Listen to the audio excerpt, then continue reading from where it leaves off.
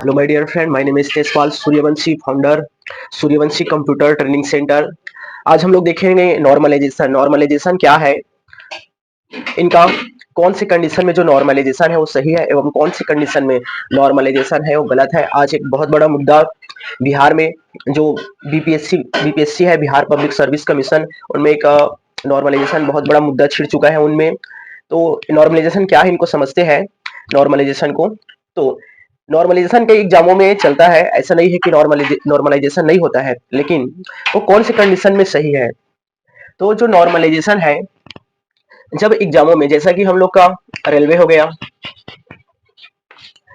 गया, और भी एसएससी हो गया, आदि एग्जामों में नॉर्मलाइजेशन इनमें किया जाता है। ठीक है, तो नॉर्मलाइजेशन क्या है, नॉर्मलाइजेशन का उपयोग क्यों किया जाता है। नॉर्मलाइजेशन का उपयोग जब विद्यार्थी की संख्या, स्टूडेंट की संख्या जब ज्यादा हो जाता है, जब स्टूडेंट की संख्या 40 लाख 50 लाख बहुत ज्यादा हो जाता है, उस कंडीशन में नॉर्मलाइजेशन का उपयोग किया जाता है।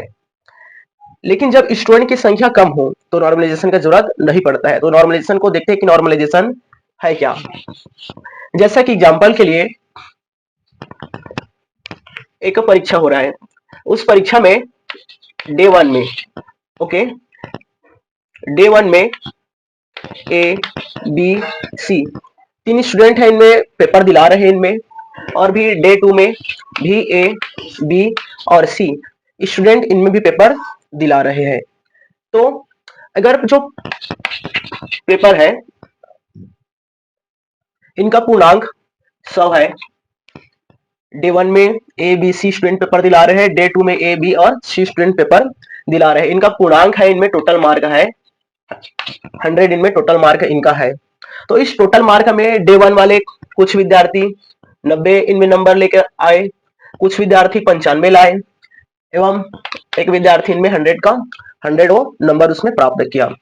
एवं डे टू में जो विद्यार्थी इनमें पेपर दिला रहे हैं, एक विद्यार्थी का 70 आ गया इनमें, एवं एक विद्यार्थी का इनमें 50 आ गया, एवं एक विद्यार्थी का इनमें बहुत नीचे इनमें 35 आ गया। तो इनमें देखते हैं जो डे वन वाले हैं, इनमें सभी विद्यार्थियों का 90 प्लस 95 और भी इनमें प्लस 100, सबका बहुत ही एक अच्छा नंबर आया। जबकि जो डे टू वाले विद्यार्थी थे, इनमें स्टूडेंट का बहुत ही कम नंबर आया। तो ऐसा क्यों, जबकि एग्जाम डे वन में भी हुआ है, डे टू में भी हुआ है। ओके, तो ये नॉर्मलाइजेशन को समझने के लिए उनको उदाहरण को देख रहे हैं। तो इनमें देखते हैं डे वन में जितने स्टूडेंट पेपर दिलाने के लिए बैठे थे, उनका जो प्रश्न था, ओके, जो प्रश्न था, क्योंकि कई शिफ्टों में कई दिनों तक बड़ा बड़ा परीक्षाएं हैं, जो बहुत विद्यार्थी की जनसंख्या होने के कारण से कई परीक्षाएं कई दिनों तक चलता है वो। तो उनमें कई शिफ्टों में पेपर होता है, अलग अलग शिफ्ट में सभी शिफ्टों का प्रश्न पत्र को अलग अलग बनाना पड़ता है, कई दिनों तक परीक्षाएं चलता है। तो इस शिफ्ट में जो विद्यार्थी बैठे थे, इन्हें बहुत ही अच्छा जो प्रश्न मिला था, इस कारण से इन विद्यार्थियों का नंबर है वो बहुत ही अच्छा आया। जबकि जो डे टू वाले विद्यार्थी थे, इन्हें इनका जो प्रश्न उनमें छाटा गया था, इनका वो कठिन था, इस कारण से इनका प्रश्न है वो, ये जो प्रश्न का उत्तर कम हल कर पाए। तो इनमें इन विद्यार्थियों के साथ में इनका तो भविष्य खराब हुआ वैसे में, क्योंकि इन विद्यार्थियों का कम नंबर आया, इनमें विद्यार्थी का कोई गलती नहीं था। तो इस समस्या को सॉल्व करने के लिए नॉर्मलाइजेशन का उपयोग किया जाता है। ओके, नॉर्मलाइजेशन का उपयोग किया जाता है।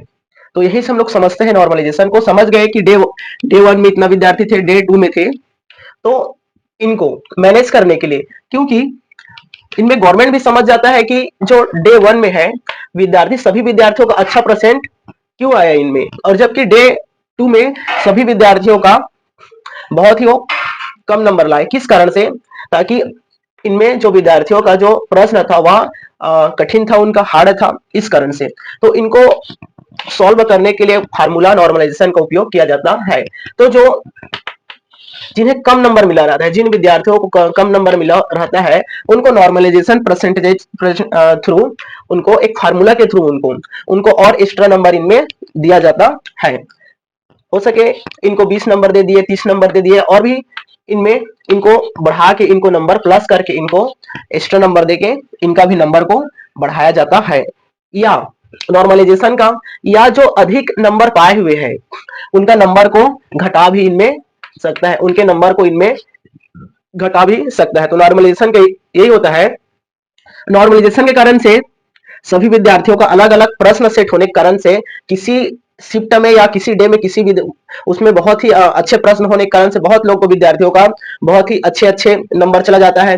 एवं किसी शिफ्ट में किसी डे में प्रश्न पत्र हाईटेक होने के कारण से बहुत ही लोग उसमें बहुत कम नंबर उनमें लाते हैं। तो नॉर्मलाइजेशन का यही होता है, उनमें गवर्नमेंट है उनमें किसी को एक्स्ट्रा नंबर भी दे सकता है, और जो एक्स्ट्रा नंबर किसी को मिला है उनको घटा भी सकता है।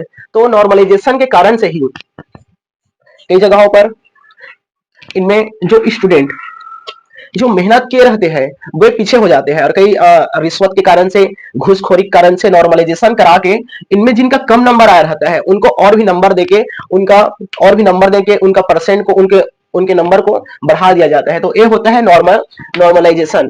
तो जो बीपीएससी है उनमें, बीपीएससी स्टूडेंट का कहना है कि इनमें नॉर्मलाइजेशन इनमें नहीं होना चाहिए।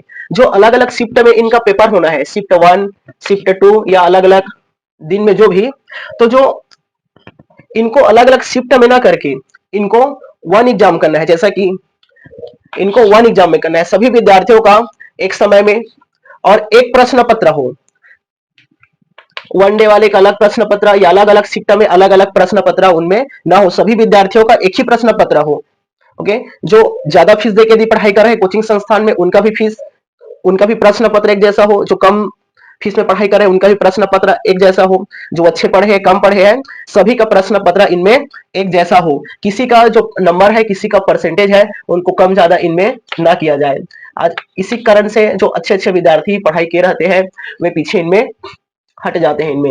तो अब नॉर्मलाइजेशन को तो ये समझ गए कि नॉर्मलाइजेशन क्या है इनमें, लेकिन अब देखते हैं नॉर्मलाइजेशन को और भी किन किन जगहों पर इनका उपयोग किया जाता है। जैसे कि रेलवे वगैरह में, रेलवे में बहुत सारे स्टूडेंट होते हैं, लाखों की जनसंख्या में स्टूडेंट होते हैं, इसलिए उनका एक ही बार उनका एक साथ एग्जाम लेना इम्पॉसिबल होता है। इस कारण से उन जगहों पर रेलवे में, एसएससी में नॉर्मलाइजेशन का उपयोग किया जाता है। तो जो बीपीएससी है, बिहार पब्लिक सर्विस कमीशन है, इनमें स्टूडेंट की संख्या ज्यादा अधिक नहीं है। इनमें 4-5 लाख के लगभग इनमें स्टूडेंट है, जिनका एक साथ एग्जाम लेना इनमें पॉसिबल है। तो स्टूडेंट का कहना, इनमें स्टूडेंट टीचरों का कहना यही है कि इनका एग्जाम एक साथ हो, इनमें अलग अलग शिफ्ट में इनका एग्जाम ना हो। जिससे यदि अलग अलग शिफ्ट में होता है तो इनमें नकल का, इनमें घूस का इनमें हो सकता है। इनमें इनमें पैसा देके इनमें नॉर्मलाइजेशन के कारण से किसी के नंबर को बढ़ाया जा सकता है इनमें। और भी जो ज्यादा फीस दे देके पढ़ाई करते हैं वे, उनका क्योंकि फीस दिए है, वो और फीस दिए है, इस कंडीशन में उन्हें पास होना है तो उनका घूसखोरी कारण से नंबर को बढ़ा दिया जाता है, और वे उनमें पास हो जाते हैं। तो इनमें नॉर्मलाइजेशन यदि आ जाता है तो जो अच्छे मेहनत करके, कड़ी मेहनत करके पढ़ाई कर रहे हैं विद्यार्थी, वो इनमें पीछे हो जाएगा। तो नॉर्मलाइजेशन का हम भी इनका विरोध करते हैं। इनमें नॉर्मलाइजेशन का, हाँ, बहुत कंडीशन में सही है, जहां पर बहुत विद्यार्थियों का संख्या है, जहां पर जैसे कि रेलवे, एसएससी में विद्यार्थियों की संख्या ज्यादा है, उस कंडीशन में नॉर्मलाइजेशन सही है। लेकिन जहां पर स्टूडेंट की संख्या कम है, गवर्नमेंट एग्जाम एक साथ करा सकते हैं, उस कंडीशन में नॉर्मलाइजेशन ए गलत है। तो तो हमने नॉर्मलाइजेशन को अच्छे से समझा कि नॉर्मलाइजेशन क्या है। और भी इनमें कोई टॉपिक छूट गया तो कमेंट बॉक्स में उससे बताएं, उन्हें हम आपको क्लियर करने का पूरा कोशिश करेंगे। और भी नॉर्मलाइजेशन के बारे में हमारे चैनल पर एक कंप्लीट वीडियो डला हुआ है, उसको भी जाकर आप देख सकते हैं। तो जो हमारे साथी हमारे चैनल पर नए हैं, हमारे चैनल को सब्सक्राइब कर ले। सभी प्रकार की इंफॉर्मेटिव वीडियो हमारे चैनल पर डाला जाता है, और भी कंप्यूटर कोर्स, सरकारी नौकरी संबंधित सभी प्रकार की जानकारी हमारे चैनल पर डाला जाता है। सो अब तक वीडियो में बने रहने के लिए बहुत बहुत धन्यवाद। Thank you.